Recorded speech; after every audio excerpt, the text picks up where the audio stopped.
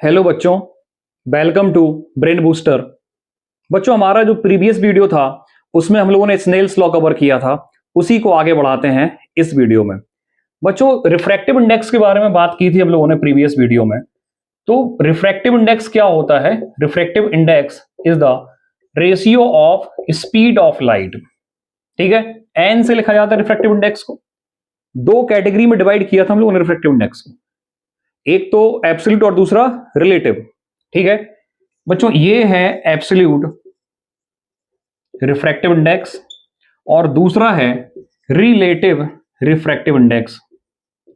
दोनों में डिफरेंस क्या है? बच्चों, बताया था कि जो एब्सोल्यूट रिफ्रैक्टिव इंडेक्स है, अगर फर्स्ट मीडियम एयर है, सेकेंड मीडियम कुछ भी हो सकता है, any other medium except air, air के अलावा कोई भी मीडियम ले लो आप। अगर आपने एयर के अलावा कोई भी मीडियम लिया है, सेकेंड मीडियम, तो उसको हम लोग एब्सोल्यूट रिफ्रैक्टिव इंडेक्स कहेंगे। ठीक है, मैं एग्जांपल से बताता हूं आपको। जैसे मैंने लिया बोला है कि light air to glass travel कर रही है। फर्स्ट मीडियम एयर है, सेकेंड मीडियम ग्लास है। ठीक है, जो फर्स्ट मीडियम एयर है, सेकेंड मीडियम ग्लास है, तो अब मैं अगर आपको बताऊं कि लाइट जब रेयर टू डेंसर ट्रेवल कर रही है, ठीक है, क्योंकि एयर रेयर मीडियम होता है और जो ग्लास होता है वो डेंसर मीडियम होता है। जब light air to glass travel कर रही है, पॉइंट ऑफ इंसिडेंस नॉर्मल, और लाइट जाएगी टूवर्ड्स नॉर्मल। ये हो गया एंगल ऑफ इंसिडेंस और ये एंगल ऑफ रिफ्रैक्शन। ठीक है, अब यहां पर आप क्या लिखोगे? हम लोगों ने पहले क्या पढ़ा था? n2 upon n1 equal to b1 upon b2। n2 का मतलब क्या हुआ? रिफ्रैक्टिव इंडेक्स ऑफ ग्लास, तो एन जी लिख दो यहां पर। और n1 का मतलब हुआ रिफ्रैक्टिव इंडेक्स ऑफ एयर, तो यहां पर हम लोग एन ए लिख देंगे। इक्वल टू b1 का मतलब क्या हुआ? फर्स्ट मीडियम में स्पीड ऑफ लाइट, तो एयर की जगह आप लिख दोगे, एयर में स्पीड ऑफ लाइट c। और b2 का मतलब होता है speed of light in glass, तो यहां पर आप लिख दोगे vg। ठीक है, तो ये था एब्सोल्यूट रिफ्रैक्टिव इंडेक्स। ठीक है, आप इसको ऐसे भी लिख सकते हो, N G equal to C upon B G. Okay, अब आते हैं हम लोग रिलेटिव रिफ्रैक्टिव इंडेक्स पे। अगर हम इसी को रिवर्स कर देते हैं, मैंने यहां पर फर्स्ट मीडियम एयर लिया था, यहां पर मैं फर्स्ट मीडियम ले लेता हूं ग्लास। तो रिलेटिव रिफ्रैक्टिव इंडेक्स के लिए आपको क्या समझना है? आपको याद रखना चाहिए कि फर्स्ट मीडियम कुछ भी ले लो आप, कुछ भी ले लो एक्सेप्ट एयर। एयर के अलावा आप कोई भी दूसरा मीडियम ले लो, उसको हम लोग रिलेटिव रिफ्रैक्टिव इंडेक्स ही कहेंगे। और अगर आप सेकेंड मीडियम अगर आपने लिया है, कुछ भी लिया है, यहां पर आप एयर भी ले सकते हो, तो इंक्लूडिंग एयर, इसको हम लोग बोलेंगे रिलेटिव रिफ्रैक्टिव इंडेक्स। ठीक है, अगर हम इसको रिप्रेजेंट करना चाहें, n21 equal to b1 upon b2। Second medium कौन सा है बच्चों? मैंने बोला आपसे कि मैं इसी का रिवर्स ले लेता हूं। तो मैंने मान लिया है कि लाइट ग्लास टू एयर जा रही है।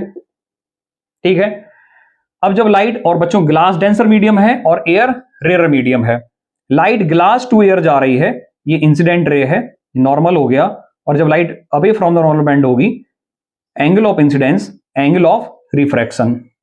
ठीक है, यहां पर हम इसको इस फॉर्मेट में लिखते हैं, n21 second medium air, first medium glass, equal to b1 का मतलब क्या हुआ? Speed of light in glass, और b2 का मतलब क्या हुआ? Speed of light in air, तो c से लिख दिया। ठीक है, तो बच्चों अगर इस तरीके से लिखा हुआ है, या फिर आप इसको ऐसे लिख दो, N A upon N G equal to B G upon C. तो बच्चों ये अगर इस तरीके से लिखा हुआ आता है, तो इसको हम लोग बोलेंगे रिलेटिव रिफ्रैक्टिव इंडेक्स, और इसको बोलते हैं एब्सोल्यूट रिफ्रैक्टिव इंडेक्स। उम्मीद करते हैं बच्चों ये टॉपिक आपको क्लियर हो गया होगा। ठीक है, आते हैं हम लोग अपने अगले टॉपिक पर।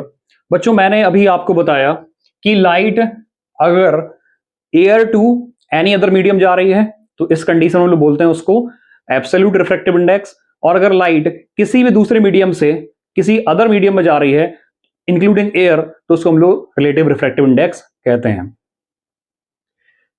बच्चों, अगर light rare to denser travel कर रही है, तो क्या होगा?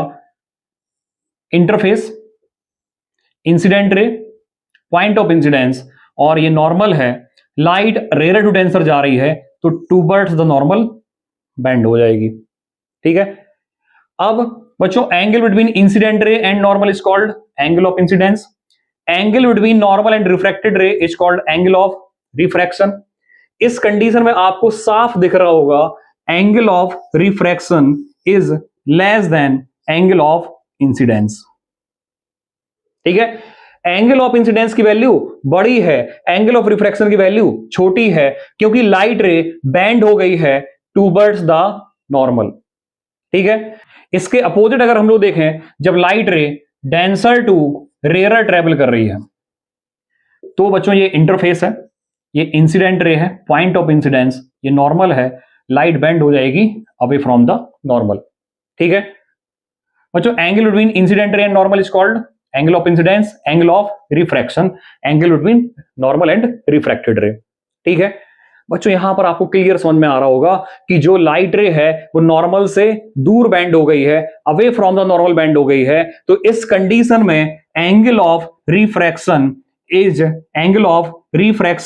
Is greater than angle of incidence.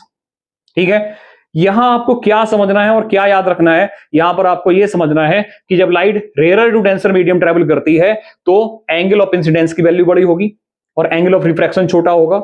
ठीक है, क्योंकि लाइट टूवर्ड्स नॉर्मल बेंड हो जाएगी, और इसके बाद जब लाइट रे डेंसर टू रेयर ट्रेवल करेगी तो light after refraction away from the normal bend हो जाती है, और इस कंडीशन में एंगल ऑफ रिफ्रैक्शन की वैल्यू एंगल ऑफ इंसिडेंस से बड़ी होती है।